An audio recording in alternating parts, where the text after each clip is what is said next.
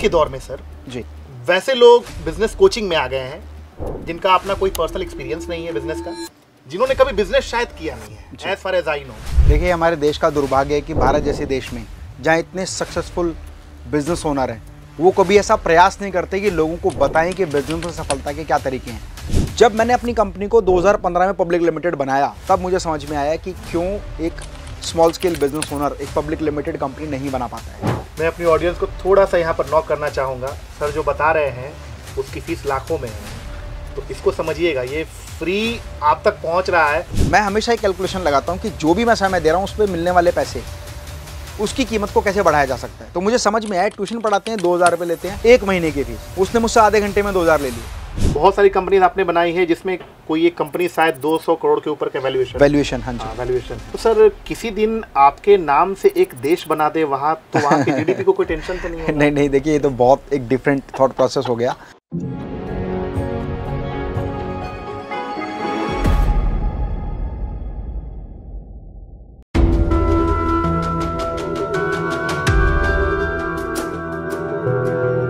नमस्कार साथियों, मंजिल तक जाने के पहले पग पग पर बाधाएं हैं, एक नहीं जाने कितने ही खड़ी हुई विपदाएं हैं, उन्हें रौंद कर आगे बढ़कर भय को दूर भगाना है, फूलों को अपनाने से पहले शूलों को अपनाना है।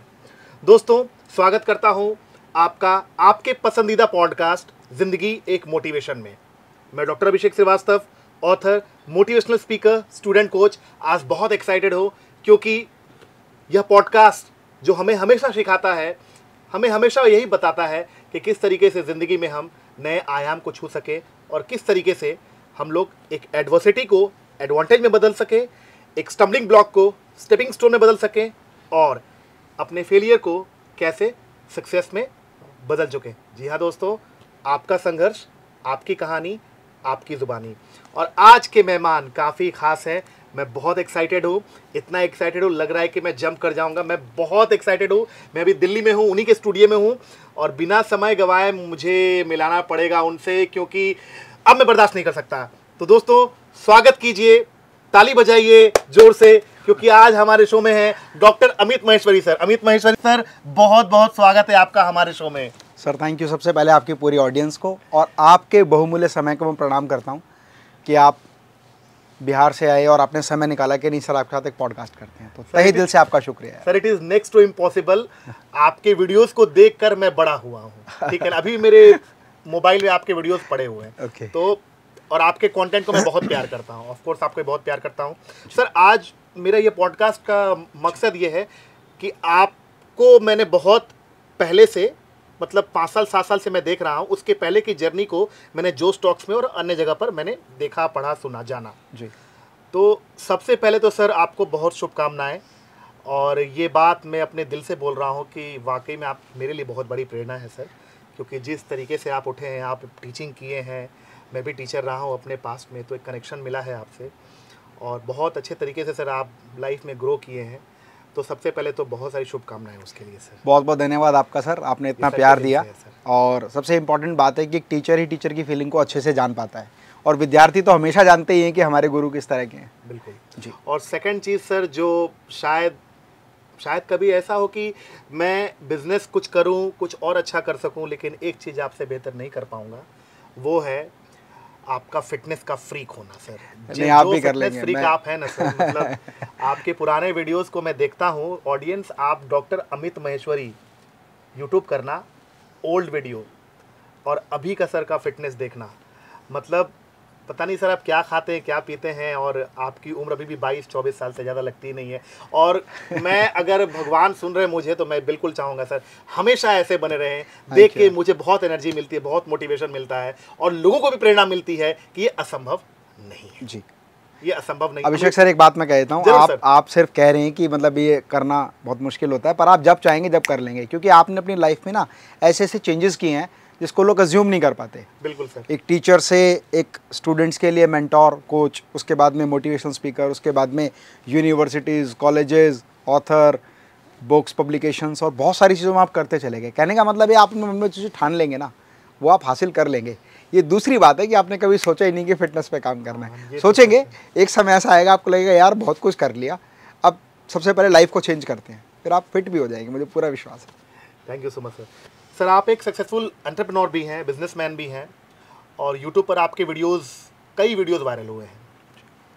बिजनेस की कोचिंग को लेकर भी आपने बहुत सारे प्रोग्राम्स किए हैं, और आपके ऑफिस में मैंने देखा है कि अवार्ड्स को रखने की जगह नहीं है, जो मैंने देखा है।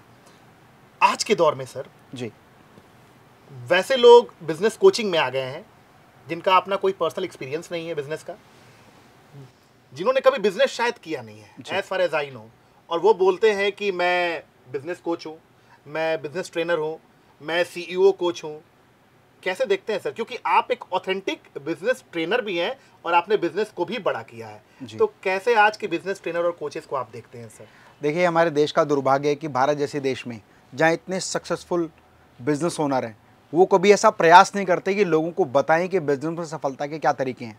एज ए मोटिवेशनल, जब उनको इनवाइट करते हैं एज ए मोटिवेशनल स्पीकर, वो बहुत सारी बातों बोल देते हैं, पर एक्चुअल में कोर बिजनेस की नॉलेज एक बिजनेस ओनर देना नहीं चाहता। दूसरा, भारत जैसे देश में जो स्पीकर्स हैं वो 3 में से एक कैटेगरी में आते हैं। नंबर 1, या तो उन्होंने अपनी लाइफ में कभी बिजनेस कोचिंग को पढ़ाने से पहले रियल लाइफ में बिजनेस नहीं किया, या तो वो लोग बिजनेस कोचिंग कर रहे हैं, या वो कोई बुकिश नॉलेज, बुकिश कंटेंट उठाते हैं, वहाँ से पढ़ के बता रहे केस स्टडीज़ उठाते हैं, वहाँ से पढ़ के बता रहे हैं, या वो व्यक्ति आए हैं जो अपने बिजनेस में किसी भी इंडस्ट्री में या तो फेल हो गए हैं, या कहीं ना कहीं बुरी शिकस्त जब उनको हो गई है तब उनको लगा यार बिजनेस तो नहीं चला, चलो बिजनेस कोचिंग ही चलाते हैं। मेरा देश और अधिक तरक्की कर सकता है यदि हमारे देश के सफल बिजनेस ओनर बिजनेस के सीक्रेट्स को लोगों को सिखाना शुरू करें, मोटिवेट नहीं, सिखाना शुरू करें। जैसे एक व्यक्ति जो इंपोर्ट एक्सपोर्ट करता है वही जानता है कि इंपोर्ट एक्सपोर्ट करते समय क्या क्या समस्याएं आती हैं, डॉक्यूमेंटेशन क्या है, प्रोसेस क्या है, ग्राहक कैसे ढूंढना है, ग्राहक ढूंढने के बाद मटेरियल कैसे डिलीवर करना है, पेमेंट टर्म्स क्या होनी चाहिए, ये कौन बता सकता है? ये या तो बुकिश नॉलेज में, कंटेंट में बताया जा सकता है, या एक असली बिजनेस ओनर जो एक्सपोर्ट कर रहा है वो बता सकता है कि वास्तविकता में एक्सपोर्ट में क्या समस्याएं आती हैं। यही बात बिजनेस के एक्सपेंशन की है। एक स्मॉल स्केल फर्म जब लार्ज स्केल पर पहुंचती है तो लार्ज स्केल पर पहुंचने के लिए उसने बहुत प्रयास किया होता है, कई चीज़ों को अडेप्ट किया है, कई चीज़ों को छोड़ दिया है, कौन कौन सी चीज़ें जिनको अवॉइड करना चाहिए, कौन से ऐसे मेथड हैं जिनको इंप्लीमेंट करना चाहिए, मार्केटिंग स्ट्रेटेजी कैसे हो, फाइनेंस कैसे मैनेज करें, सेल्स को कैसे डेवलप करें, प्रोडक्शन कैसे करें, अगर वाइट लेवल प्रोडक्ट किससे डेवलप कराने हैं तो वो प्रोडक्ट कैसे डेवलप करेगा तो आपके स्टैंडर्ड और क्वालिटी को मैच करेगा। तो बहुत सारी चीज़ें हैं, ये एक बिजनेस ओनर अच्छे से जानता है। बस दुर्भाग्यवश कि बिजनेस ओनर ये नहीं चाहता कि अपने बिजनेस के ट्रेड सीक्रेट किसी के साथ शेयर करें। जिस दिन हमारे देश के 10% बिजनेस ओनर बिजनेस कोचिंग करना शुरू कर देंगे ना, तब मैं ये मान लूँगा कि हमारा देश बिजनेस कोचिंग में सही राह पर चल रहा है। सर आप तो करते हैं सर, आप तो सफल व्यवसायी भी हैं, सफल व्यापारी भी हैं, और मिटास लाइफस्टाइल के आप सीईओ भी हैं, फाउंडर भी हैं, और अपने शायद आपने कभी मुझे कहा था कि अभिषेक जी, समाज के प्रति जो मेरा उत्तरदायित्व है उसको मैं यूट्यूब वीडियोस के थ्रू लोगों तक पहुंचा रहा हूं। देखिए, मैं इसके पीछे कारण भी बताता हूं, मैं क्यों ऐसा करता हूं। उसके पीछे एक बहुत बड़ा कारण है कि जब हम लाइफ में आगे बढ़ते हैं ना तो मेंटोर्स ढूंढ रहे होते हैं। हम कोई ऐसा व्यक्ति देखते हैं जो हमें राह दिखा दे, राह बता दे, कुछ करने का तरीका सुझा दे, कम से कम हाथ पकड़ के इतना ही कर दे कि ये काम ऐसे कर लो तो ऐसे हो जाएगा। तो जब मैं लाइफ में स्ट्रगल कर रहा था तो मुझे लगता था कि मुझे ऐसे लोगों का सानिध्य चाहिए। लेकिन जब आप ऐसे लोगों के संपर्क में आते हैं और वो आपको नहीं बताते हैं तो आपके मन में बड़ी कुंठा होती है। आपको लगता है कि यार अगर ये मुझे पता होता तो मैं सबको बताता। लेकिन जब ये बात मैंने एक बिजनेस ओनर को कही कि भाई साहब आपने मुझे ये बात नहीं बताई, अगर आप मुझे बताते तो मैं इससे तरक्की कर लेता, और अगर सच में ये बात मुझे पता होती तो मैं लोगों को बताता। तो उनका कमेंट ये था कि महेश्वरी, आज आपको ये बात नहीं पता थी तो आपने पता की, और जब आप इससे सफलता हासिल कर लेंगे तो ये बात आप किसी को नहीं बताएंगे। क्यों? क्योंकि वो आपके ट्रेड सीक्रेट होंगे। मैंने कहा नहीं, मैं वादा करता हूँ कि जिस दिन मैं लाइफ में बिजनेस में जो भी चीज़ अचीव करूँगा, जैसे सेल्स के वॉल्यूम को बढ़ाने के लिए क्या मेथड होते हैं, जब उसको इंप्लीमेंट करके सेल्स के वॉल्यूम को बढ़ा लूँगा तब लोगों को बताऊँगा सेल्स कैसे बढ़ाते हैं। जब मैं खुद का इंपोर्ट एक्सपोर्ट सेटअप बना लूँगा, मेरा प्रोडक्ट एक्सपोर्ट होना शुरू हो जाएगा और सक्सेसफुली डिलीवर हो जाएगा और पेमेंट रिसीव हो जाएगी, then I will tell people कि भाई किस तरह से एक्सपोर्ट किया जाता है। जब मैं खुद की एक पब्लिक लिमिटेड कंपनी फॉर्म कर लूँगा तब मैं बताऊँगा बिजनेस का कॉर्पोरेटाइजेशन कैसे किया जाता है। आप जानते हैं 2001 में ज्ञान institute of technology private limited बना। 2012 में हमने मॉड्यूलर किचन इंडस्ट्री में आए, तब एक नया डिफरेंट था कि भाई टीचर प्रोडक्शन यूनिट में आ रहा है, factory management, warehouse management, फिर मैन्युफैक्चरिंग प्रोसेस, उसके बाद में सेल्स मार्केटिंग। टीचर के लिए क्या, एक एडवर्टीजमेंट करना है, कोचिंग में बच्चे आ जाना, पढ़ाना है। तो वो चीज़ें सफ़र तय किया। जब मैंने अपनी कंपनी को 2015 में पब्लिक लिमिटेड बनाया तब मुझे समझ में आया कि क्यों एक स्मॉल स्केल बिजनेस ओनर एक पब्लिक लिमिटेड कंपनी नहीं बना पाता है, और बनाने के बाद का नेक्स्ट स्टेप क्या होगा, कहते हैं ना कि जैसे सर्कल में आप होते हैं वैसे ही लोग आपको मिलना शुरू होते हैं, वैसे थॉट प्रोसेस आते हैं। आप चेक कीजिएगा, मैं आपके ऑडियंस को भी बात बोल रहा हूँ, जितने लोग ये वीडियो देख रहे हैं, आप एक नोट्स बनाइए और उसमें लिखिए कि कितने कंपनीज के सीईओज या डायरेक्टर्स पब्लिक लिमिटेड कंपनी के या लिस्टेड कंपनी के आपके डायरेक्ट सर्कल में हैं। बिलीव मी कि शायद हो सकता है कुछ लोग कुछ नाम लिख भी लें, पर पहला पन्ना भी नहीं भर पाएंगे लोग। वही सेम कंडीशन मेरे साथ भी थी। लेकिन जब मैंने पब्लिक लिमिटेड कंपनी फॉर्म की, धीरे धीरे इन्वेस्टर्स से मिलना शुरू किया और डायरेक्टर्स कंपनी में आने लगे और लोगों का एक्सपेंशन करते करते हम आगे बढ़ने लगे। तो आज अगर मैं एक डायरी में लिखूं तो 40-50 पन्ने कम पड़ जाएंगे, जिस कंपनीज के सीईओज एंड डायरेक्टर्स या तो मेरे फ्रेंड हैं, या मेरे वेलविशर हैं, या कहीं ना कहीं फॉलोअर है, या कहीं ना कहीं हम लोग थॉट ऑफ एक्सचेंज करते हैं। मैं अपनी ऑडियंस को थोड़ा सा यहाँ पर नॉक करना चाहूँगा। सर जो बता रहे हैं उसकी फ़ीस लाखों में है, तो इसको समझिएगा, ये फ्री आप तक पहुँच रहा है जस्ट बिकॉज। और मैं आपको ये भी बता दूं कि आप जानते हैं कि पॉडकास्ट आजकल चार्जेबल होता है।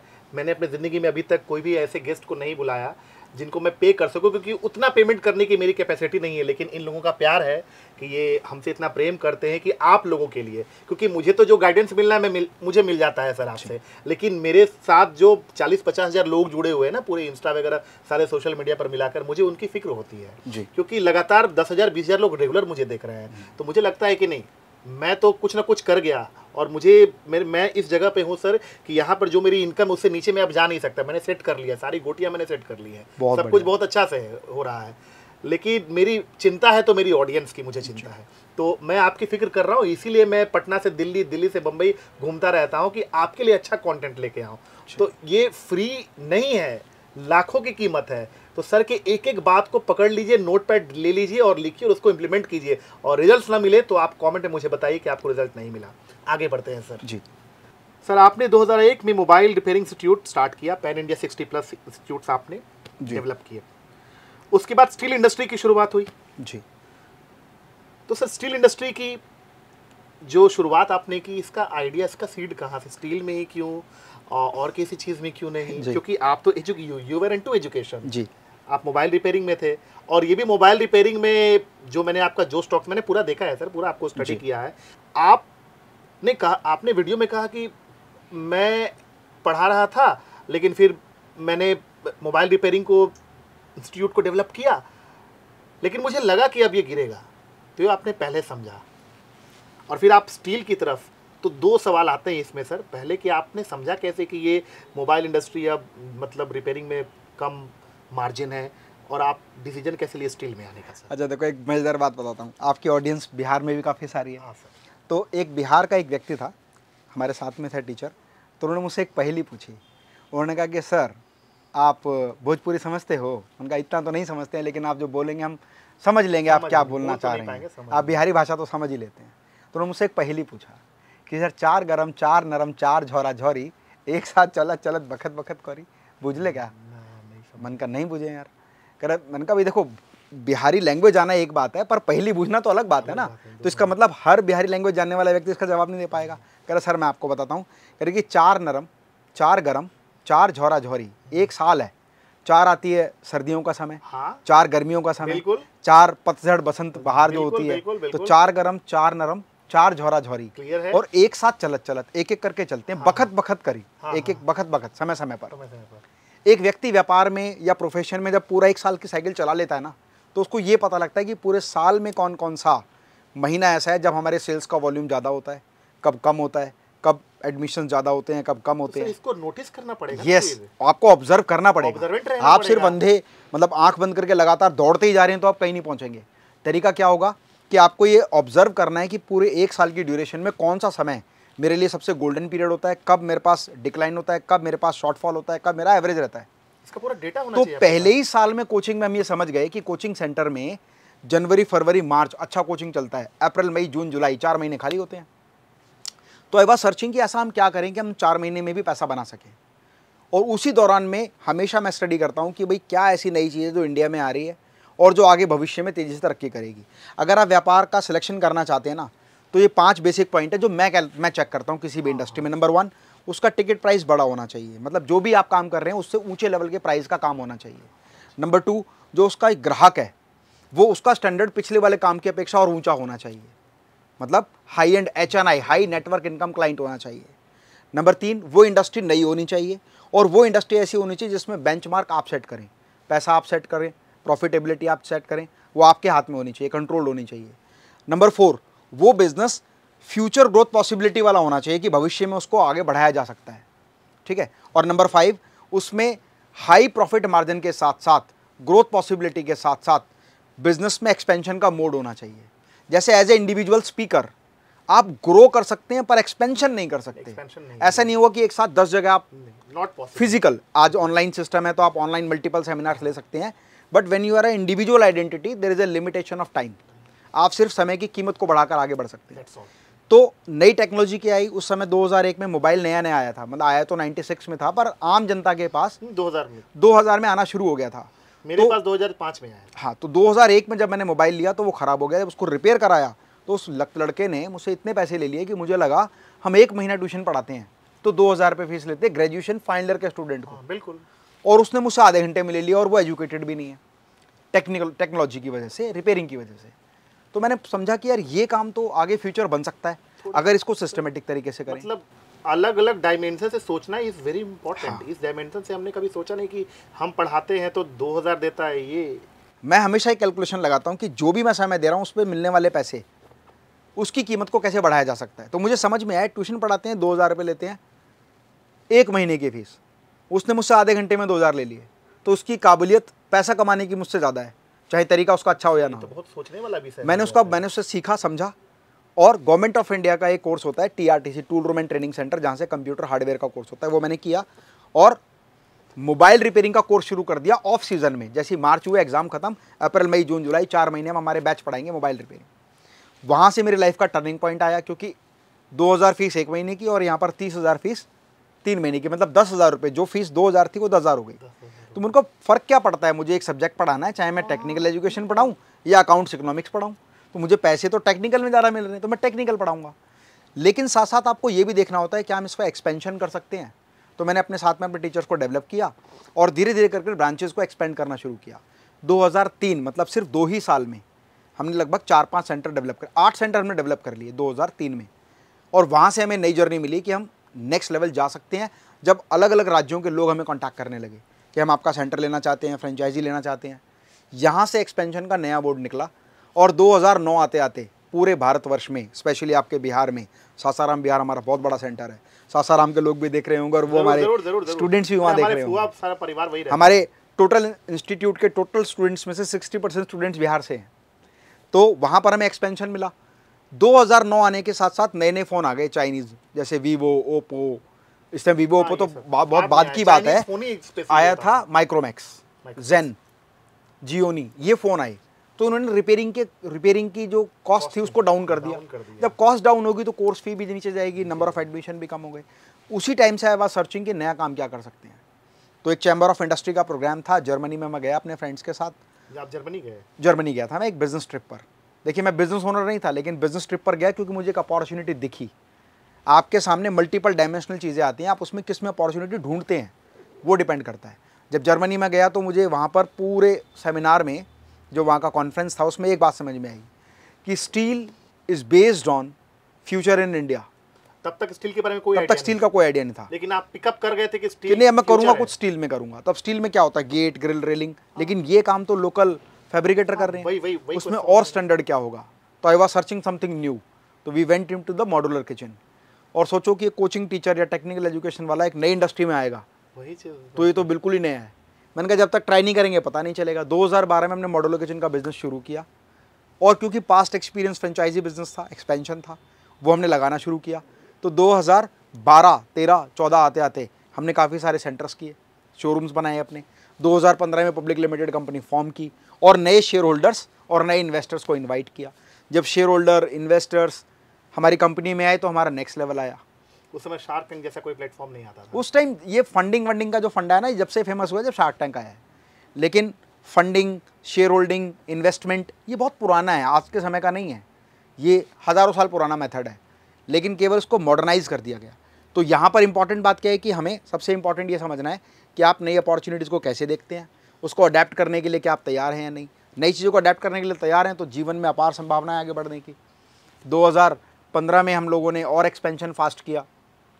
2024 से हमने ओपन शेयर होल्डर्स अपॉइंट करना शुरू कर दिए। 2028 तक हम IPO लेकर आएंगे और उसके बाद हम लोग ग्लोबल जाएंगे। अमित सर, आपने बहुत सारी कंपनीज बनाई है, जिसमें जो स्टॉक्स में जो मैंने देखा और जो थंबनेल ने बता रहा था, थंबनेल में बताया गया था, बहुत सारी कंपनीज आपने बनाई है जिसमें कोई एक कंपनी शायद 200 करोड़ के ऊपर का वैल्यूएशन हाँ जी, वैल्यूएशन है, क्रॉस कर चुकी है।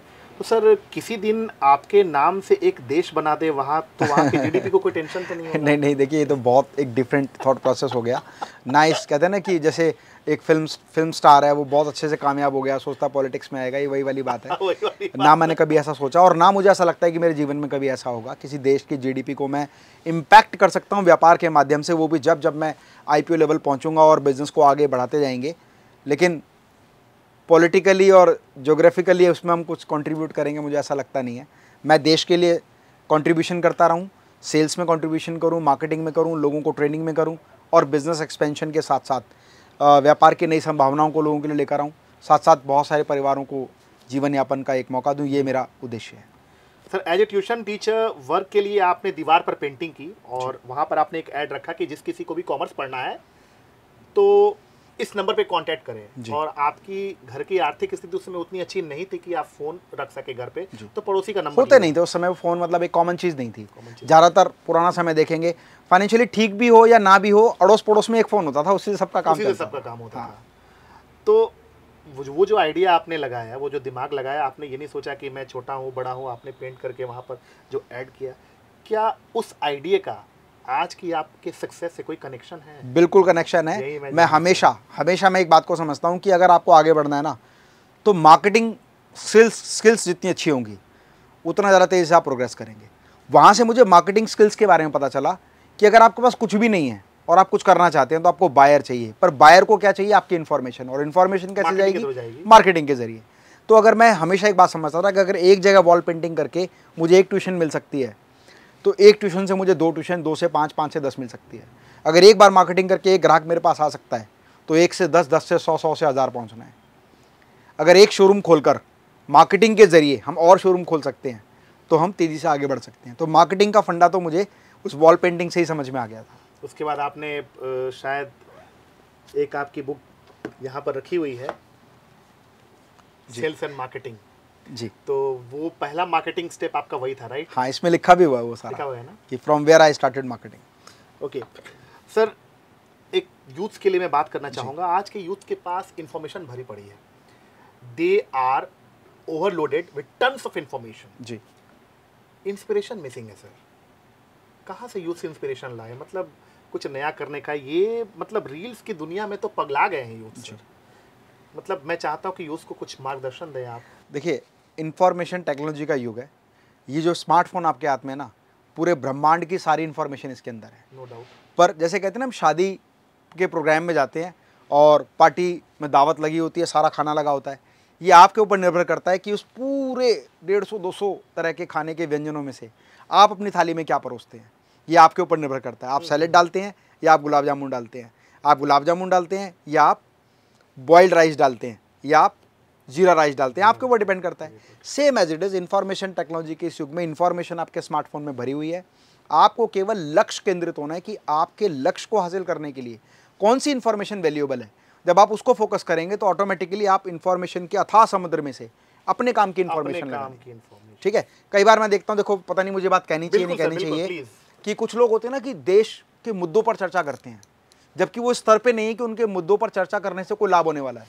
जैसे पार्क मॉर्निंग वॉक में हम लोग बैठे हुए थे, तो छोटे छोटे बिजनेस ओनर हैं, इंडस्ट्री चला रहे हैं, स्मॉल स्केल बिजनेस कर रहे हैं, किसी की फैक्ट्री है, किसी का कुछ है, किसी का कुछ है। अब डिस्कशन पता क्या चल रहा है कि जीएसटी में क्या होना चाहिए। उसका उनसे कोई जीएसटी में 9% कर दिया, वो ठीक है या नहीं? 18% कर दिया, IGST, CGST, SGST।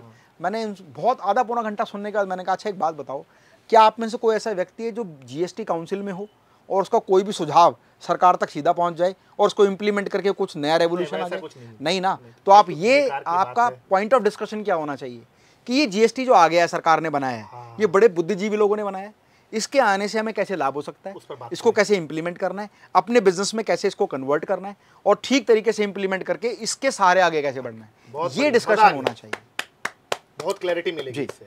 Same as लोग चर्चा कर रहे हैं कि हिंदुस्तान पाकिस्तान युद्ध होगा, ये होगा, हम मिसाइल फेंकेंगे, वो फेंकेंगे। क्या मिसाइल फेंकने की तो बात छोड़िए, क्या आपके पास एक ये भी अधिकार है कि आप वहां जाके पुलिस वाले को बोलोगे सामने वाले को गोली मारे? नहीं ना। तो आप उस विषय पे चर्चा ना करते हुए अपने लक्ष्यों को ध्यान में रखते हुए उस विषय पर अगर काम करेंगे तो अथाह समुद्र में से आपके हाथ में सिर्फ इतना ही लगेगा कि आपकी अंजुलि भर जाए। ज़्यादा इन्फॉर्मेशन लेने की ज़रूरत नहीं है। मैं केवल उसी विषय की इन्फॉर्मेशन लेता हूँ जो इन्फॉर्मेशन मेरे बिजनेस में, मेरे प्रोफेशन में या मेरी लाइफ को आगे बढ़ाने में हेल्पफुल है। इसके अलावा मैं किसी विषय पर ना तो इन्फॉर्मेशन लेना चाहता हूँ और ना मैं ये चाहता हूँ कि लोग अथाह समुद्र में से अथाह समुद्र में तैरते रहें, उसमें से अंजुलि भरे, वही आपके काम का है। वहीं से इंस्पिरेशन लें और वहीं से आगे बढ़े। वहीं से इंस्पिरेशन लें कि क्या मुझे करना है, कैसे करना है, what to do, how to do, when to do and how to achieve that target, और कौन से ऐसे लोग हैं जिनके माध्यम से वो मैं हासिल कर सकता हूँ। एक बात बोलता हूँ बड़ी मज़ेदार है। जरूर सर। ये कहते हैं ना कि ज्ञान जो है ना वो अथाह समुद्र है। बिल्कुल। लेकिन असली ज्ञान क्या है कि आपको ये पता होना चाहिए कि आपको क्या पता है। नंबर 1, आपको ये पता होना चाहिए कि आपको क्या पता है। दूसरा, ये अधूरी लाइन है, आपको ये पता होना चाहिए कि आपको क्या नहीं पता है। अच्छा, ठीक है। अब आपको ये पता है कि आपको क्या नहीं पता, तो आपको ये पता करना है जो आपको नहीं पता वो किसको पता है। और जब आपको ये पता लग जाए कि आपको ये नहीं पता, ये किसको पता है, तो आपको ये पता करना है कि जिसको वो पता है वो मुझे कैसे बताएगा। जिस दिन आप दूसरे लोगों से वो जानना शुरू कर देंगे जो आपको नहीं पता और उसको पता है, और वो आपको पता चलेगा उसके माध्यम से, तो आप नेक्स्ट लेवल जाएंगे। ये तो हो गया समझ समझ के समझ को वही, समझो, वही, समझ वही, समझना भी एक समझ है, समझ समझ के जो ना समझे मेरी समझ में वो ना समझ है। तो ये जानना जरूरी है कि मुझे क्या नहीं पता और वो मुझे कहाँ से मिलेगा। उसको अचीव करके, उसको रिसीव करके इम्प्लीमेंट करना शुरू करो, आप सब कुछ अचीव कर लेंगे। इंटरमीडिएट तक की पढ़ाई सरकारी स्कूल से आपकी हुई है, ये जनता तक पहुंचना बहुत ज़रूरी है। और सरकारी स्कूल में सर, आज भले ही दिल्ली का सरकारी स्कूल थोड़ा सा अपडेटेड है, लेकिन आप सरकारी स्कूल से पढ़े हैं, ये मुझे नहीं पता था सर। मुझे लगा था कि आप सीबीएसई से या अच्छे आईसीएसई बोर्ड से पढ़े होंगे, लेकिन सरकारी स्कूल से आप पढ़े हैं जी। उसके बाद इतना अच्छा कम्युनिकेशन होना, इतना अच्छा पब्लिक स्पीकिंग होना, आपका एक वीडियो मंच को कैसे जीते हैं, उस जमाने में 40-45 लाख व्यूज। हाँ जी। जब उस समय कोई जियो का रिवॉल्यूशन भी नहीं आया था, इतना फ्री में इंटरनेट नहीं था, 40-45 पता नहीं 50 लाख के, आधा करोड़ के आसपास शायद गया हुआ व्यूज। मंच को कैसे जीते सर, ये मुझे समझना है कि ये सरकारी स्कूल में ज़्यादा बोलेंगे तो लोग बोलेंगे कि बोलते हैं, लेकिन किस सरकारी स्कूल में पढ़ाई होती है, कहाँ होती है, हम सब लोग जानते हैं। तो उस जमाने में सर कैसे अपने आप को आपने मोल्ड किया, कैसे इम्प्रूव किया इतना सर? देखिए क्या होता है, कम्युनिकेशन जो शुरू होता है ना वो हमारे घर से शुरू होता है ना। कम्युनिकेशन का बेस क्या है? आपको ये बोले कि मैं बिहार में रहता हूँ, मैं भोजपुरी बोल रहा हूँ या बिहारी लैंग्वेज बोल रहा हूँ, मैं राजस्थान में रहता हूँ राजस्थानी बोल रहा हूँ। बिलीव मी कि वर्ल्ड वाइड आप यूएस में चले जाएं, वहाँ मारवाड़ी परिवार है, वहाँ बच्चे मारवाड़ी बोलते हैं। क्यों बोलते हैं? क्योंकि उनको बाहर के आवरण से पहले घर का आवरण ऐसा मिला है। तो हमारे माता पिता चाहे फाइनेंशियली बहुत स्ट्रांग नहीं थे, लेकिन उनको ये तो पता था कि बात करने का लहजा क्या होनी चाहिए, तमीज़ क्या होनी चाहिए, आप अच्छे तरीके से अपनी बात को कैसे प्रदर्शित कर सकते हैं। आपने ट्रेनिंग नहीं किया अंग्रेजी का, हिंदी का कहीं? नहीं, इस तरह का ट्रेनिंग का कभी उस समय ट्रेंड भी नहीं था ऐसा। उस समय ऐसा नहीं था कि करते करते स्पीकर बन गए। और क्या हुआ कि आप कैसे माहौल में रहते हैं, आप कहीं भी अगर रह रहे हैं तो वहाँ पर अच्छे लोग भी हैं, बुरे लोग भी हैं, सामान्य लोग भी हैं, अच्छे स्पीकर लोग भी हैं। अच्छे स्पीकर का मतलब अच्छी बात करने वाले लोग भी हैं। आप जैसे लोगों को पसंद करेंगे, जैसे लोगों के सर्कल में होंगे, वैसे आपके लैंग्वेजेस डेवलप होना शुरू हो जाएंगे। जैसे मैं भोजपुरी की बहुत सारी बातें इसलिए बोल लेता हूँ क्योंकि मेरे 60% सारा स्टूडेंट बिहार से हैं, तो भोजपुरी समझने में मुझे कोई प्रॉब्लम नहीं होती। सामान्यतः जब गांव में आप चलें तो मैं बात करूंगा तो आपको लगेगा कि तो हमारे बिहार से ही हैं। तो ये बहुत डिपेंड करता है कि आप कहाँ से सीखते हैं। कहीं से स्पोकन इंग्लिश का कोर्स वगैरह या कम्युनिकेशन का एक कोर्स? नहीं, उस टाइम थे भी नहीं, उस टाइम इतने कोई कोर्सेज ऐसे थे भी नहीं। अपने से करते अभ्यास करते करते आप कुछ भी हासिल कर सकते हैं। क्योंकि पुराने वीडियोस भी आपके देख रहा हूँ, अभी भी वीडियोस आपके देख रहा हूँ, आपका बोलने का तरीका, इंटोनेशन क्या होता है, ऊपर नीचे की आवाज़ होती है, कहाँ ऊंचा बोलना है, कहाँ नीचा बोलना है, कहाँ आराम से बोलना है, वो सारा इमोशन आपके वीडियो में वो दिखता है। तो मुझे लगता था कि कहीं से सीखे होंगे आप, कहीं कोर्स वगैरह किए होंगे। होते भी नहीं थे। मैं बहुत सारे ट्रेनर का नाम नहीं लूँगा, लेकिन उनको मैंने स्टडी किया है, जो वीडियोज़ में और जो किताबों में उन्होंने लिखा, उन्होंने सभी लोगों ने 5-5, 6-6 मतलब अलग अलग जगह हम लोग ना मतलब कोर्स करने की जरूरत इसलिए नहीं पड़ी क्योंकि हमने ना हम इतने फाइनेंशियली सक्षम नहीं थे कि किसी कोर्स को करते। हमने बिजनेस में जो किया, करने के बाद सोचा कि यार ये हमने कर लिया, इसको ऐसे अचीव किया है, चलो ये लोगों को बताते हैं कैसे किया है। बिल्कुल अनऑर्गेनाइज तरीके से एज ए मोटिवेशनल स्पीकर या बिजनेस कोच हम लोग बने कि हमें अंदाज़ा ही नहीं था कि हम इस प्रोफेशन में भी आ जाएंगे। बस क्या था कि हमने कर लिया तो हमारे जो 20-25 दोस्त हैं वो जानकार हैं, उनको बताना है। अब उनको समझ में आया तो उन्होंने कहा उनके जानकार हैं, उनको भी बताना है। उन्होंने बुलाना शुरू किया, यार मेरे दोस्त हैं वो भी आना चाहते हैं।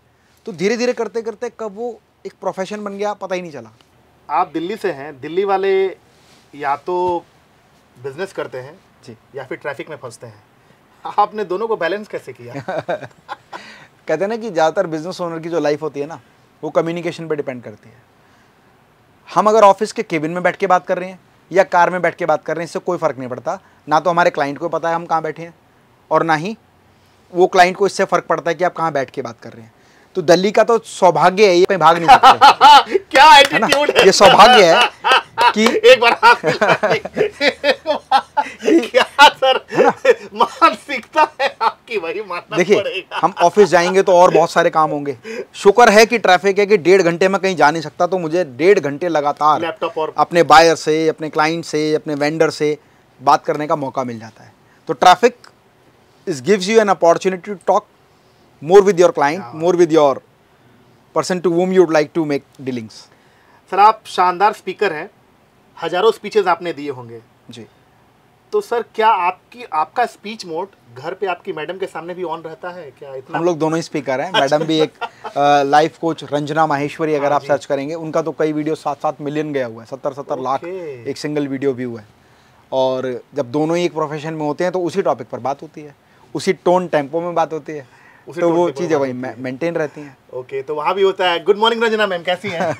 नहीं मुझे ना, अच्छा एक चीज़ और, मुझे स्पीकर्स का जो फैब्रिकेटेड स्टाइल है मुझे बिल्कुल पसंद नहीं है। Hi mister Maheshwari, how are you, I think you are doing good, तो वो मुझे तो बिल्कुल पसंद ही नहीं। फैब्रिकेटेड, नेचुरल रहे तो जिसे नाम लेके संबोधित करना नाम लेकर, जिसको कहना है भाई साहब कहना है भाई साहब, कि सर कहना है सर, एक बिल्कुल एक बिजनेस ओनर की तरह। अगर मैं डील करने जाऊंगा तो फैब्रिकेशन नहीं कर सकता ना, चलेगा नहीं। मेरा क्लाइंट कहेगा ओवर स्मार्ट बन रहा है, ओवर स्मार्ट बन रहा है, वो डील कैंसिल हो जाएगी सर। तो लाइफ में आप जैसे सामान्य तरीके से जीते हैं ना, आप बिल्कुल नॉर्मल वैसे बात करो जैसा आपका बॉडी लैंग्वेज है, जैसा आपका स्टाइल है, तो आप ज़्यादा ऑथेंटिक रहते हैं।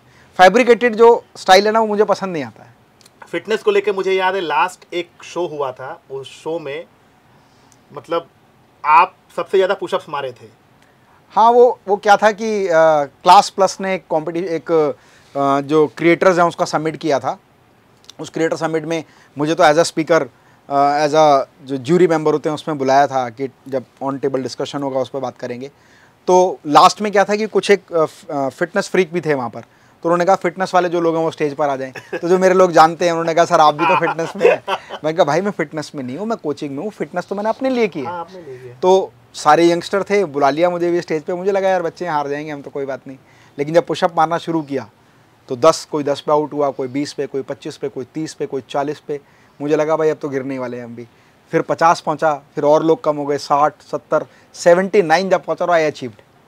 जो टॉप बॉडी बिल्डर था वहाँ पर वो नॉकआउट हो गया। हमको हमारे एक मित्र वहाँ पर थे, उन्होंने कहा था कि उनके अलावा जीतेगा भी कोई जीत नहीं सकता। कमाल है सर आप।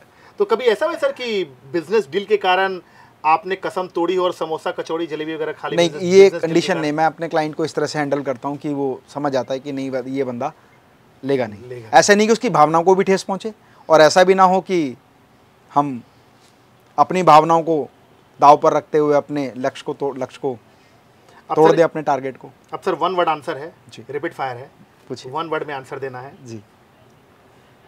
बिजनेस को 1 वर्ड में क्या कहेंगे? Growth and vision. Vision, growth, okay. Success? जो आप अचीव करना चाहें और अचीव कर लें, वही सफलता है। ये बहुत ये मतलब मेरा वाला डेफिनेशन आपने बोला। कुछ मैं कैमरा पे नाम लक्ष्यों को हासिल करना। सर कुछ 2 कौड़ी के स्पीकर हैं जो कहते फिरते हैं कि अगर आपके जेब में पैसा नहीं है तो आप बिल्कुल भी सक्सेसफुल नहीं है।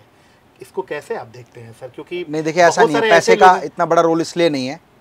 अब आप कहेंगे कि एक बिजनेस ओनर इस बात को बोल रहा है तो वो तो बोलेगा ही, लेकिन रियल लाइफ में अगर आप देखें तो जो पहली होम ट्यूशन लेने के लिए, मान लीजिए सर कोई अभी के परिवेश में जहाँ जैसे जो रह रहा है, मान लीजिए पटना में रह रहा है, जो 1 लाख रुपए पटना में कमा रहा है तो बहुत अच्छा उसको माना जाता है, लेकिन जो 10 लाख कमा रहा है तो क्या 1 लाख वाला फेलियर हो गया? वही नहीं, ऐसा नहीं। अपने द्वारा निर्धारित लक्ष्यों को प्राप्त करना ही सफलता कहलाती है। हर व्यक्ति का लक्ष्य अलग होता है। किसी का लक्ष्य है कि मैं सिपाही भर्ती हो जाऊं और वो हो जाता तो वो सफल व्यक्ति है।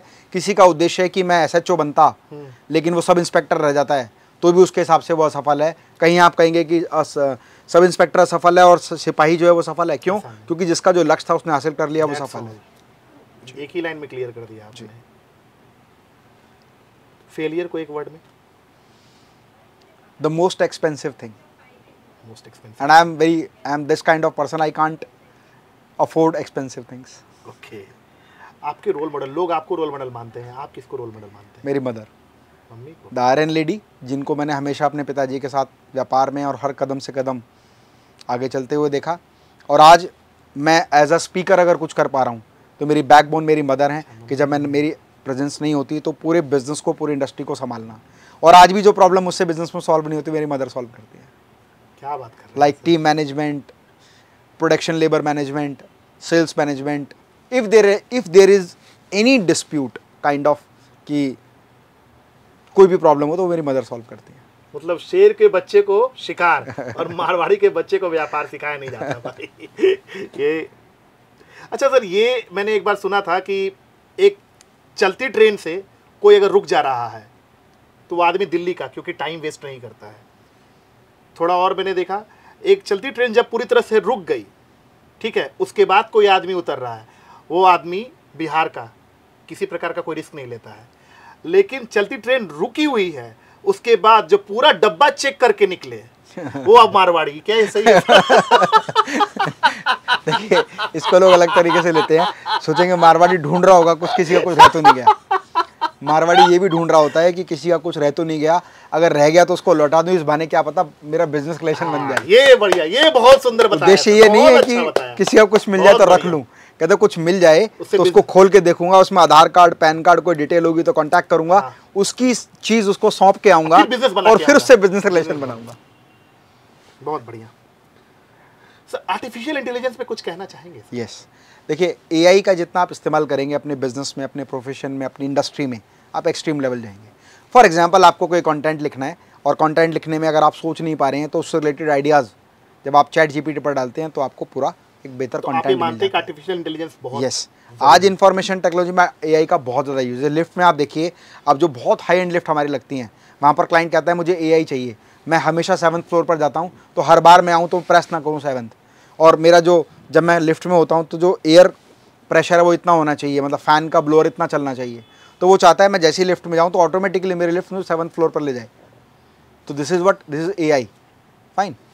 ओके सर, आप 5 किताबें बताइए, या 3, अगर 3 जो आपको लगता है कि डेथबेड पर आपके साथ रहे। जैसे मेरे पास कुछ किताबें हैं जो मुझे लगता है कि मेरे डेथबेड पे जब मैं मरूँ तो मेरे साथ वो किताबें मेरे साथ जाए।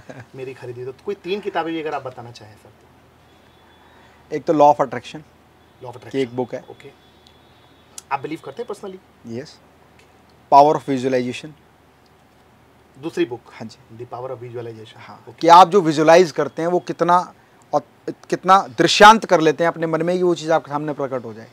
बिलीव मी कि मेरी लाइफ में अभी एक आपको एक बात बताऊँ, यूट्यूब चैनल पर आज से 8 साल पहले मैंने एक वीडियो बनाया था, और वो वीडियो था कि कैसे मेटास मॉड्यूलर किचन मैन्युफैक्चरिंग करती है, उसका पूरा प्रोडक्शन प्लांट। मतलब वो एक विजुअलाइजेशन था जिसमें अलग अलग कंपनीज की क्लिप्स को लेकर बनाया गया था। ऐसे लेज़र कटिंग होती है, ऐसे बेंडिंग होती है, ऐसे फैब्रिकेशन होता है, ऐसे असेंबली होती है। दैट वाज द विजुअलाइजेशन कि अगर मैं अपनी इंडस्ट्री बनाऊंगा तो ऐसी इंडस्ट्री होगी। आपका प्लांट आज बना हुआ है, और आज आपने विजिट किया है तो वही सारी मशीन्स, इक्विपमेंट्स, एडिटिव्स लगे हुए हैं। और हमारा तो पूरा बिजनेस ही विजुअलाइजेशन पे है। हम कोई प्रोडक्ट बनाते हैं, किसी का मॉड्यूलर किचन बनाते हैं, किसी की लिफ्ट बनाते हैं, तो पहले थोड़ी प्रोडक्ट बना के रखते हैं, पहले विजुअलाइज करते हैं कि वो किचन कैसा होगा, उसका डिज़ाइन कैसा होगा, फिर उसको स्केच देते हैं, उसको कलर देते हैं, उसको ड्राइंग देते हैं। ड्राइंग जैसी फाइनलाइज होती है, उसके बाद वो प्रोडक्ट बन के तैयार हो जाते हैं। पावर ऑफ विजुअलाइजेशन ही है। 3rd बुक सर, 2 बुक आपने बोली। टाइम मैनेजमेंट किसके द्वारा लिखी गई, ध्यान में है? राइटर कोई भी हो, लगभग किसी भी राइटर की आप बुक पढ़ते हैं, आप टाइम मैनेजमेंट पे सैकड़ों बुक्स हैं। आप जब बुक्स पढ़ेंगे तो आपको टाइम मैनेजमेंट के सीक्रेट्स पता लगेंगे। दुनिया में सफलता के चुनिंदा सिद्धांत हैं, ये तो और हर व्यक्ति का इंटरप्रिटेशन अपने शब्दों में अलग है। लेकिन किसी से भी आप इंस्पायर हो जाएं और टाइम मैनेजमेंट को अगर समझ लें, इम्प्लीमेंट कर लें अपनी लाइफ में, तो आप कम समय में ज़्यादा बेहतर हासिल कर सकते हैं। Wonderful. 1 word for Ranjana Maheshwari. My life. अगर आपको अभी, चूंकि आप मोटिवेशनल स्पीकर हैं और आपको ये अधिकार दिया गया है कि हिंदुस्तान में जितने भी मोटिवेशनल स्पीकर हैं उनको अपने हिसाब से, आप प्रधानमंत्री हैं मान लेते हैं, कैबिनेट की मिनिस्ट्री दीजिए जी, तो आप किसको, कौन से मोटिवेशनल स्पीकर को कौन सी मिनिस्ट्री दीजिएगा? हेल्थ किसको दीजिएगा, फाइनेंस किसको दीजिएगा इंडिया में? वो सर मैं चाहता हूँ कि आप बताएं, क्योंकि मैं चाहूँगा कि ये रील में वायरल हो। तो देखिए इसमें क्या है, आप देखो सबके ना लिस्ट ऑफ स्पीकर्स अलग है। हाँ। जो आपके जहन में हो। आप मुझे लिस्ट ऑफ स्पीकर दें तो मैं बता। अच्छा, मैं नाम लेता हूँ, नाम लेके शशिश कुमार तिवारी, क्या कौन सा डिपार्टमेंट दीजिएगा उन्हें? हेल्थ का, बिकॉज इज फिजिकली फिट। हाँ, physically fit, and is very energetic person. Okay. Rajesh Agarwal ji, family मतलब हेल्थ एंड हेल्थ नहीं कह सकते, एक डिपार्टमेंट होता है जिसमें फैमिली मैनेजमेंट से रिलेटेड चीजें होती हैं। Okay. Then after Sonu Sharma he is my good friend, तो मैं बोलूंगा जो डिपार्टमेंट आपको चाहिए ले लो यार। बढ़िया, ये बढ़िया। Okay. Then after coach BSR human resources से रिलेटेड कोई एक डिपार्टमेंट देंगे। Okay. Doctor Vivek Bindra maybe sales and marketing से रिलेटेड। मैं मतलब मैं पॉलिटिकल डिपार्टमेंट या बिजनेस डिपार्टमेंट्स में आ गया हूँ। ओके, है ना। ऑलराइट। देन आफ्टर अभी जो का बहुत लेजेंड मतलब लेजेंडरी जो रहे हैं, शिव खेड़ा जी,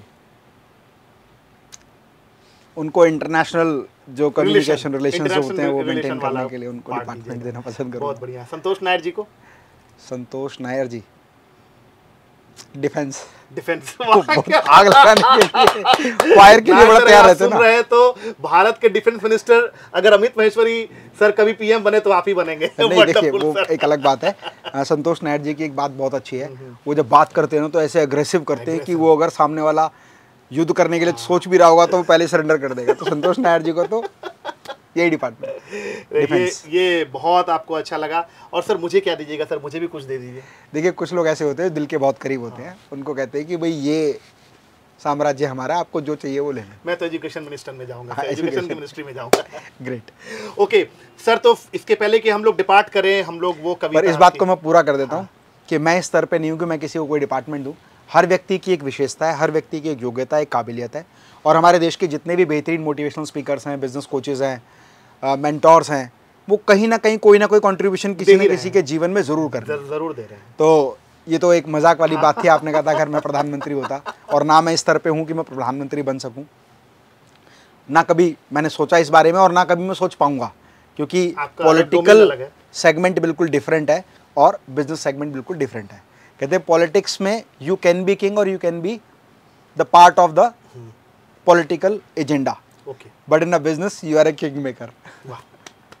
तो आपको पता है हमारे देश में किंग मेकर कौन है, तो हम लोग उस लेवल पर पहुंचे, उस स्तर पर पहुंचे, यही प्रयास करते रहे। ओके सर, तो इसके पहले कि इस पॉडकास्ट को समाप्त करें, आपकी वो कविता आप सर सुनाइए सर, ठान कर देखो हृदय में। देखो ठान कर देखो हृदय वाली जो कविता है ना, वो एक एग्रेसिव है कि हाँ भाई कुछ करना है, लेकिन जब कुछ करते हैं तो सपने टूटते हैं। हाँ, उस पर आज बात कीजिए। बहुत झटके लगते हैं, बहुत परेशानियां आती हैं, क्योंकि रिजेक्शन आते हैं, प्रपोजल्स रिजेक्ट हुआ था। तो वही बात मैं बताता हूँ, जब रिजेक्शन होता है क्या होता है कि हर रात ख्वाबों में सपनों के बहकावों में जुड़ जाते वो अरमान मेरे जो दिन में टूटा करते हैं। कहते ना प्रपोजल रिजेक्ट हुआ तो क्या हुआ, हर बार जो रिजेक्शन आया उससे नए सवाल आए कि आपके प्रपोजल में क्या कमी है। कि हर रात ख्वाबों में सपनों के बहकावों में जुड़ जाते वो अरमान मेरे जो दिन में टूटा करते हैं। उस चंद घड़ी के सहारे से, कब, जब रात को सोचता हूँ, उस चंद घड़ी के सहारे से जीता हूँ दिन के उजियारों में और सपनों की बात किया करता हूँ हर सड़क गली चौबारों में। आंसू तो मेरे सूख चुके, कितना रोए यार, रोते रोते थक जाते हैं ना, इधर रोते रोते भी थक गया। आंसू तो मेरे सूख चुके, हंसने की चाहत गई नहीं, हर राह भटक कर कहती है तेरी हस्ती है कहीं नहीं। पर सपनों का मालिक दिल, अरमानों का मालिक दिल कहता है मत रो ए नादा मन, मंजिल तुझसे है दूर सही पर तू मंजिल से दूर नहीं। जब मंजिल वो मिल जाएगी ये दुनिया जश्न मनाएगी, आकाश पे होंगे कदम तेरे, शोहरत तुझको मिल जाएगी। हर रात ख्वाबों में सपनों के बहकावों में जुड़ जाते वो अरमान मेरे जो दिन में टूटा करते हैं। क्या बात है, शानदार। अब यहाँ से शुरू होता है कि ठान कर देखो हृदय में। आपने बना तो लिया ना कि कोई बात नहीं कितनी बार टूटे, बस हृदय में मजबूत लक्ष्य बनाना है कि ठान कर देखो हृदय में काम कोई मुश्किल नहीं, और तुम कभी भी ये ना सोचो नहीं मुमकिन नहीं। याद रखो जो कर्म करेगा भाग्य उसका दास है, मांग मत ईश्वर से तेरा भाग्य तेरे पास है। और लक्ष्य ऊंचा साध लोगे तो तीर ऊंचा जाएगा, और कामना छोटी करोगे तो हाथ कुछ ना आएगा। इसलिए ठान कर देखो हृदय में काम कोई मुश्किल नहीं, और तुम कभी भी ये ना सोचो नहीं ये मुमकिन नहीं। याद रखो तुमने सोचा ना किया तो कोई और कर जाएगा, और सपना ये मेरा ही था बस मन में पछतावा रह जाएगा। मन में पछतावा ना रहे इसीलिए ठान कर देखो हृदय में, काम कोई मुश्किल नहीं, और तुम कभी भी ये ना सोचो नहीं ये मुमकिन नहीं। Thank you. तो दोस्तों ये थे हमारे साथ डॉक्टर अमित महेश्वरी सर, जो एक ऑथर हैं, सक्सेसफुल एंटरप्रेन्योर हैं, बिजनेस ट्रेनर हैं, मोटिवेशनल स्पीकर हैं और हमारे बड़े भाई तुल्य हैं। दोस्तों आप जानते हैं कि हर पॉडकास्ट में मेरा यही प्रयास होता है कि आपको बहुत बहुत बहुत वैल्यू मिले, और उम्मीद है कि आज के पॉडकास्ट को आपने बहुत एंजॉय किया होगा और बहुत कुछ सीखा होगा।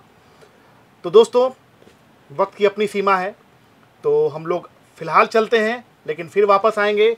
तब तक अपना ख्याल रखिए, हंसते रहिए, हंसाते रहिए, लबों पे नया गीत सजाते रहिए। टूटा है दिल तो क्या हुआ, कहीं ना कहीं दिल लगाए रखिए। बहुत बहुत धन्यवाद। Thank you, thanks to all of you.